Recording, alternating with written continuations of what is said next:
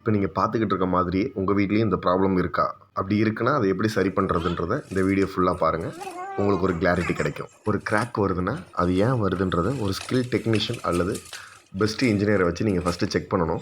Next இதுக்கான solution என்ன, இதை எப்படி நீங்கள் சரி பண்ணுவீங்க, என்னென்ன மெட்டீரியல் யூஸ் பண்ணி இதை சரி பண்ணுவீங்க, கெமிக்கல் எதுவும் ஆட் பண்ணணுமா, அப்படி கெமிக்கல் ஆட் பண்ணால் என்ன ரேஷியோவில் ஆட் பண்ணுவீங்கன்ற அளவுக்கு நீங்கள் உங்கள் இன்ஜினியர்கிட்ட கேட்டு தெரிஞ்சுக்கிட்டு அது உங்களுக்கு சாட்டிஸ்ஃபைடாக இருந்தால் மட்டும் நீங்கள் அந்த இன்ஜினியர்கிட்ட ஒர்க்கு கொடுங்க. ஓகே, நம்ம ரீசெண்டாக ரிப்பேர் ஒர்க் பண்ண சைட்டோட வீடியோ தான் இது. இந்த சைட்டில் ஸ்ட்ரக்சரல் கிராக் வந்துருந்துச்சு. அதை நம்ம பார்த்துட்டு அனலைஸ் பண்ணிவிட்டு அதுக்கான சொல்யூஷனை நாம் பண்ணியிருக்கோம். இந்த சைட்டில் என்ன ப்ராப்ளம்னா, தேவைக்கு அதிகமான திக்னஸில் ராடு போட்டிருக்காங்க. 12 mm போதும், அதுக்கு அவங்க 16 mm ராடு யூஸ் பண்ணியிருக்காங்க. அதுக்கு தகுந்த கவரும் கிடையாது. காலத்தோட சைஸ் முக்காலுக்கு முக்கால் மட்டும்தான் கொடுத்துருக்காங்க.